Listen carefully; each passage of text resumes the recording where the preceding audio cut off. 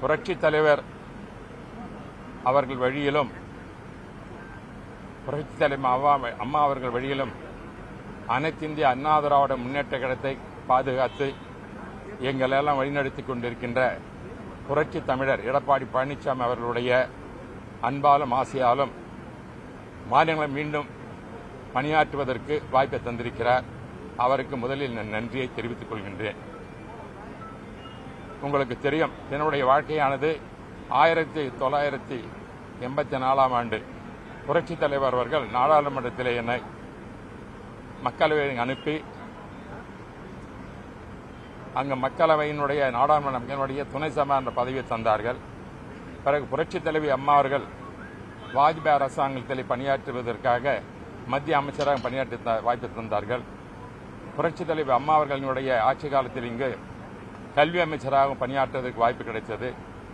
அதேபோல எடப்பாடி பழனிசாமி அவர்கள் என்னை சென்ற முறை 2020 அந்த தேர்தலில் நடைபெற்ற மாநில தேர்தலிலே நாடாளுமன்றத்திற்கு மீண்டும் என்னை உறுப்பினராக அனுப்பி வைத்தார்கள்.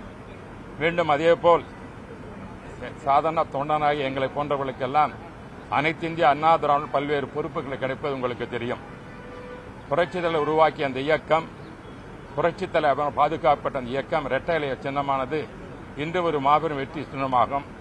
அந்த வெற்றி சின்னத்தினுடைய அடையாளமாக இப்பொழுது தலைமையேற்று நடத்தி கொண்டிருக்கும் புரட்சி தமிழர் எடப்பாடி பழனிசாமி அவர்கள். இந்த வெற்றியானது இப்பொழுது எனக்கு தந்த இந்த பணியானது நாடாளுமன்றத்தில் பணியாற்றி தமிழகத்திற்கு வேண்டிய உரிமைகளை பெறுவதற்காகவும் திட்டங்களும் பெறுவதற்காகவும் எந்த ஒரு வாய்ப்பாக கருதுகின்றேன்.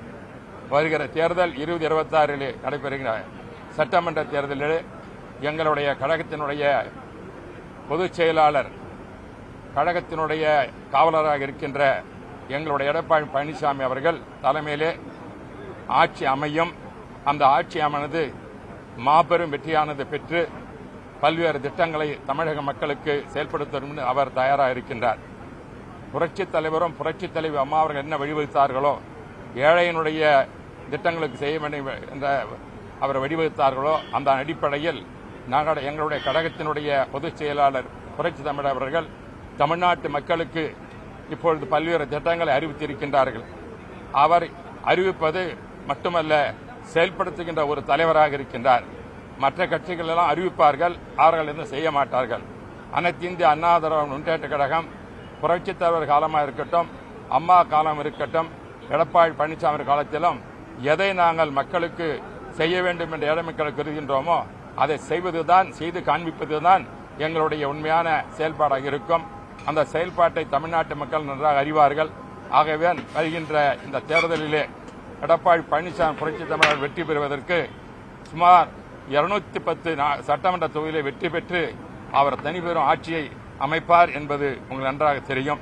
ஆகவே அது முன்னோடியாக இன்று நாடாளுமன்றத்தில் அனைத்து இந்திய அண்ணா திராவிட முன்னேற்ற சார்பாக மாநில போட்டியிட்டு எனக்கு வாய்ப்பளித்து வெற்றி பெற செய்ததற்கு மீண்டும் அவருக்கு அன்பான நன்றியை தெரிவித்துக் கொள்கின்றேன். இது கழகத்தினுடைய வெற்றி, என் தனிப்பட்ட செல்வாக்கல்ல. உங்களுக்கு தெரியும், அனைத்து இந்திய அண்ணா சாதாரண மக்களுடைய இயக்கம்.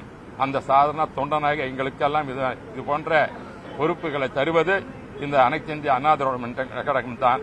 ஆகவே கட்சிக்கு நாங்கள் விசுவாசமாக இருப்பவர்களுக்கு என்றும் நல்லது நடக்கும் என்பதற்கு எனக்கு இந்த மாதிரி ஒரு வாய்ப்பை தந்ததற்கு உங்களுக்கு தெரியும். கட்சியில் இன்று ஆரம்பித்த புரட்சியில் உருவாக்கினாரோ 1972ஆம் ஆண்டு இதுவரையில் கட்சியில் மாறாமல் அந்த கட்சியிலே பணியாற்றிக் கொண்டிருக்கிற சாதாரண தொண்டனாக எனக்கு இந்த விசுவாசமில்லை தொண்டனுக்கு கழகத்தினுடைய பொதுச் செயலாளர் புரட்சி தமிழர் அவர்கள் உணர்ந்து ஒரு வாய்ப்பளித்திருப்பதற்கு கழக தொண்டர்களுக்கு மீண்டும் இது நல்ல வாய்ப்புகளை கிடைக்கும் என்பதற்கு இது உதாரணமாக கருதுகிறேன். நன்றி, வணக்கம்.